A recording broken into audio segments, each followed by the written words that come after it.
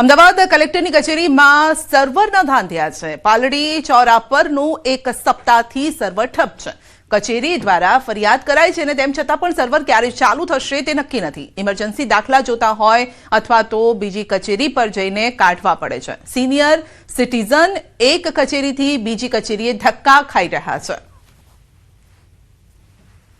Ahmedabad collector કચેરીની નીચે આવતી જે કચેરીઓ છે એટલે કે જનસેવા કેન્દ્રો ત્યાં અત્યારે સર્વર બંધ છે। જોકે એ બંધ થાય છે ચાલુ થાય છે, આ સમસ્યાઓ અનેક વખત થઈ હશે, પરંતુ પાલડી જે ચોરો છે કે જ્યાં એક સપ્તાહથી સર્વર બંધ છે અને તેના કારણે અરજદારોએ ધક્કા ખાવા પડે છે। પરંતુ જે પાલડી ચોરા ઉપરથી પણ ફરિયાદ કરી દેવામાં આવી છે આગળ કે આ સર્વર બંધ હોવાના કારણે અરજદારોને મુશ્કેલી થઈ રહી છે, પરંતુ તેમ છતાં છેલ્લા એક સપ્તાહથી ફરિયાદ કરી હોવા છતાં પણ આ જ્યારે સર્વર છે તે ચાલુ કરવામાં નથી આવ્યું અને જેના કારણે અરજદારો છે તે ધક્કા ખાઈ રહ્યા છે।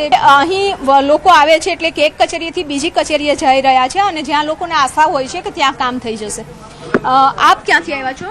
નવરંગપુરથી આવ્યા છે। ત્યાં તમે કચેરી ગયા હતા, શું કહેવામાં આવ્યું હતું? કલેક્ટર કચેરીથી ગયા, કીધું કે વાળા જાઓ, વાળાથી વાળા કે વાસણા જાઓ કે 3-4 દાડાથી અમે ધક્કા ખાઈએ છીએ। 2 પગના અમારા બેના ઓપરેશન છે, તે છતાં પરાણે અમે આવીએ છીએ। તમે યુનિવર્સિટીનો ઓલો એ કારણ તો આજે બસમાંથી ધક્કા પડ્યા અને પાછા અહીંયા આવ્યા।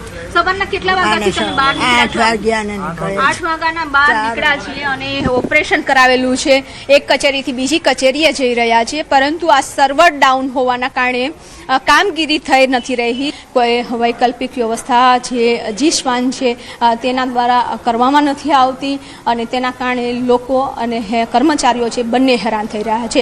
કેમેરામેન ખેંગાર રાઠોડ સાથે વિભુ પટેલ, ન્યૂઝ 18 ગુજરાતી, અમદાવાદ। અને હવે વાત કરીશું પૂર્ણિમાના ઉત્સવની।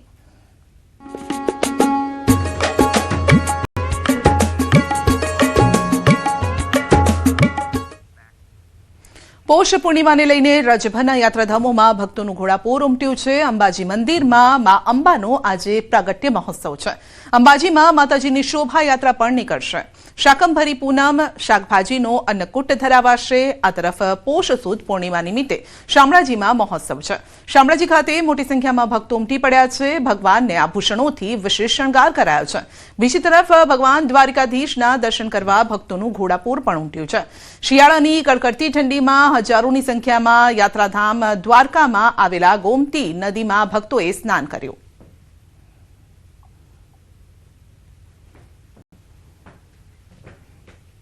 તો મહેસાણાના ઉમિયાધામ ઊંઝામાં પણ ભક્તોની ભીડ। પોષ સુદ પૂનમને લઈને ભક્તોની ભીડ ઉમટી છે। સવારથી ભક્તો દર્શન માટે લાઇનમાં ઉભા છે। ભક્તો મા ઉમિયાના દર્શન કરી ધન્યતા અનુભવી રહ્યા છે। દૂર દૂરથી આજે ઉમિયાધામ ઊંઝામાં ભક્તો આવી રહ્યા છે।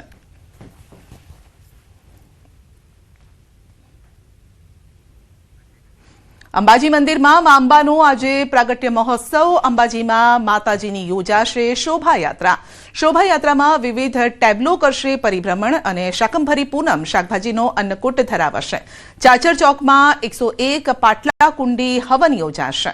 સૌપ્રથમ ગબ્બર પરથી જ્યોતમાંથી જ્યોત પ્રગટાવીને જ્યોત લાવી અંબાજી મંદિરની જ્યોતથી જ્યોત મિલાવવામાં આવશે અને તે બાદ જ્યોતને સાથે રાખી અંબાજીમાં યોજાશે શોભાયાત્રા અને આ શોભાયાત્રા નીકળશે ત્યારે ભક્તો પણ તેમાં મોટી સંખ્યામાં જોડાતા હોય છે। માની આજે પ્રાગટ્ય દિવસ છે અને આજે પાટોત્સવ પણ છે। આજે હજારોની ભીડ અત્યારે અહીંયા ઉમટી રહી છે।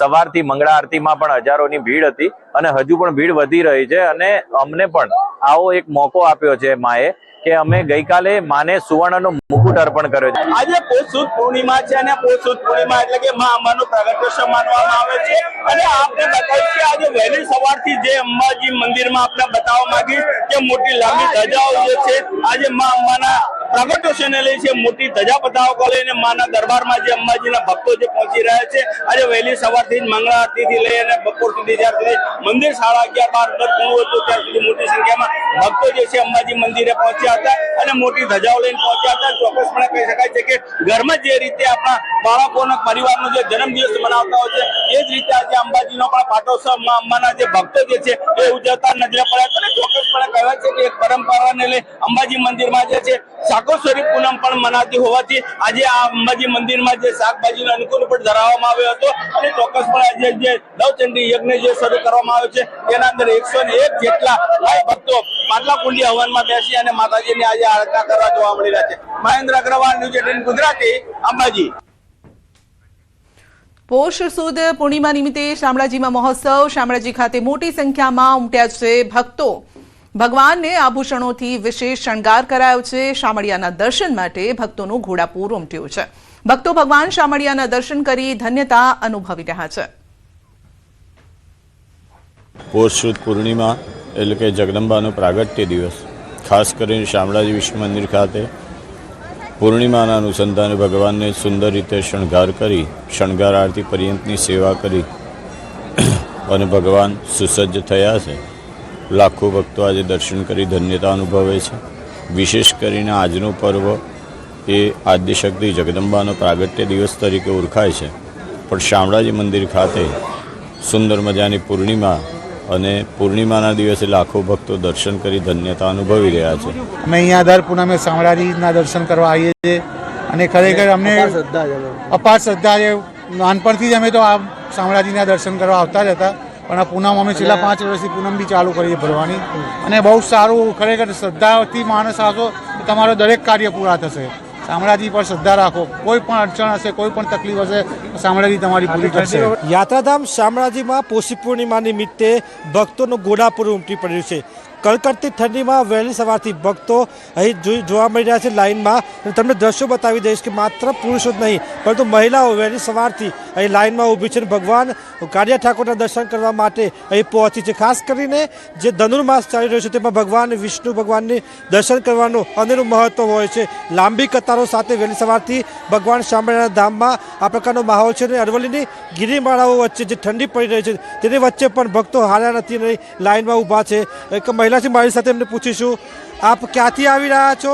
આજે પોષી પૂર્ણિમા છે, કેવું લાગી રહ્યું છે? બહુ સરસ, અમે બહારથી આવી રહ્યા છીએ। બહુ સરસ, ખૂબ ભરોસો ભગવાન। ઠંડી ખૂબ છે ને વહેલી સવારથી આવી ગયા છો? હા, વહેલી સવારથી આવી ગયા છે। કેવો અનુભવ રહ્યો આપનો અહીં આવવાનો? બહુ સરસ।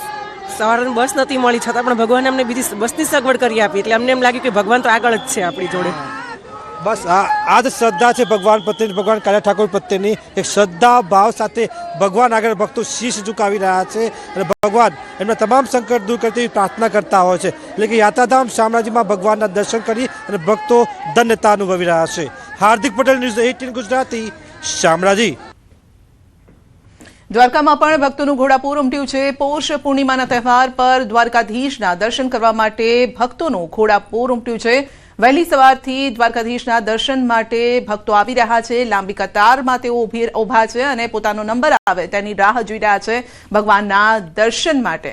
હજારો ભાવિકોએ ભગવાન દ્વારકાધીશના દર્શન કર્યા। કડકડતી ઠંડીમાં મોટી સંખ્યામાં ભાવિકોએ ગોમતી નદીમાં સ્નાન પણ કર્યું।